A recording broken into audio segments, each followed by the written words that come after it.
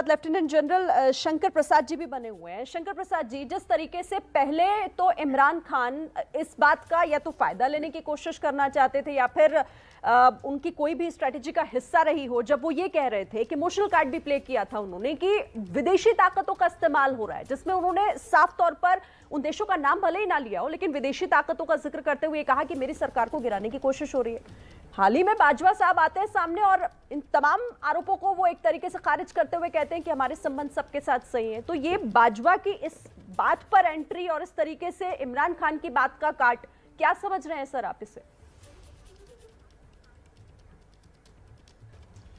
मैं इस तरह से समझ रहा हूं कि क्रिकेट मैच का लास्ट ओवर की लास्ट बॉल रह गई है, रन बनाने अभी 30 से ऊपर।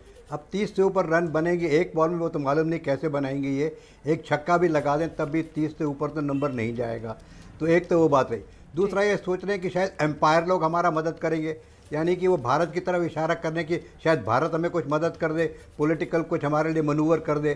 लेकिन वो ये नहीं समझ रहे कि कंट्रोल बोर्ड के जो लीडर हैं, उनके जो control board political control board के लीडर हैं, जैसे क्रिकेट में क्रिकेट कंट्रोल बोर्ड के लीडर होते हैं, वो हैं उनके आर्मी चीफ। उनसे तो वो बात नहीं बन रही है कुछ।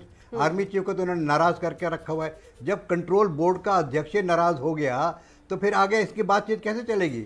अब इन्होंने देखिए अफगानिस्तान में गलत काम किया। वो आर्मी चीफ ने जब इनसे कहा कि आप हमारे ISI चीफ को मत भेजिए, क्यों भेजा, तो उससे इनका पंगा हो गया। प्राइम मिनिस्टर ने सोचा कि इसको मैं कोर कमांडर बना के अगला आर्मी चीफ बनाऊंगा, उससे और परेशानी खड़ी हो गई। उन्होंने सोचा कि शायद कोर कमांडर्स मेरे साथ मिल जाएंगे। कोर कमांडर्स की मीटिंग में ऐसा कुछ फैसला हुआ नहीं। तो और दूसरी तरफ देखिए एक और इसके 2-3 पहलू और है बिसाइड द आर्मी। इसमें आप देखिए इन्होंने सऊदी अरेबिया से कुछ रिश्ते ख़राब हो गए, इनके अमेरिका से रिश्ते ख़राब हो गए, इनमें चाइना में कोई ख़ास बातचीत नहीं हो रही है, चाइना इनको कोई ओपनली सपोर्ट नहीं कर रहा। तो इनकी तरफ से जितनी मनूवरिंग हो रही थी उसमें किसी तरफ ये कामयाब नहीं नजर आए। सबसे बड़ी चीज़ तो ये है कि जो इनका जो गुरु है, इनका जो कंट्रोलर है, इनको जो इन्होंने प्राइम मिनिस्टर बनाया, जिसको सेलेक्ट करके प्राइम मिनिस्टर बनाया, सबको मालूम है कि पिछली दफ़ा इलेक्शन में किस तरह मैनिपुलेशन हुआ था। उस समय भी इनके पास मेजॉरिटी नहीं थी सरकार बनाने के लिए, लेकिन इनके जो आर्मी के चीफ हैं उन्होंने इनको हेल्प की, ये सोचकर कि ये शायद हमारी बात के मानने पर चलेंगे, डेमोक्रेसी बनी रहेगी। वर्ल्ड में ये सब सोचेंगे जी Pakistan is a very vibrant democracy, और वहाँ उस तरह से सब फ़ायदा उठाते रहेंगे। तो इनकी असेसमेंट गलत हो गई। ये बड़े भारी क्रिकेट ज़रूर खेलते थे, पिच का इन्हें ज्ञान है, बॉल फेंकने का ज्ञान है, बैटिंग का ज्ञान है, फील्डिंग का ज्ञान है, लेकिन यहाँ कुछ फेल हो गए।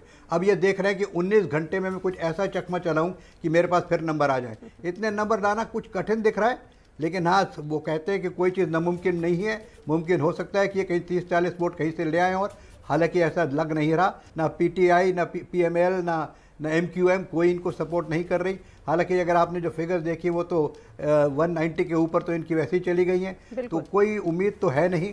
लेकिन हाँ क्रिकेटर हैं, कहते हैं लास्ट बॉल ज़रूर खेल के जाऊंगा, और अगर हार गया मैच में तो हार जाऊंगा, कोई बात नहीं। लेकिन जो मुझे बात समझ में नहीं आ रही कि इन्होंने कोर्ट का नाम बीच में कैसे ले दिया।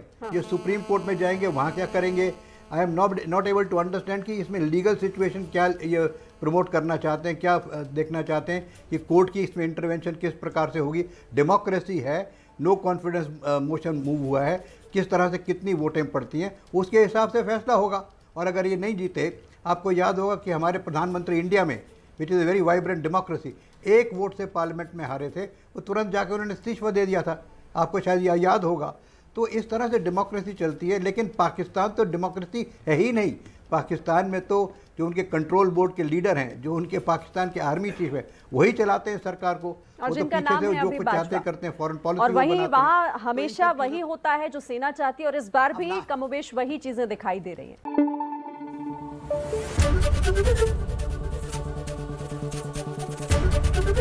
ABP न्यूज आपको रखे आगे।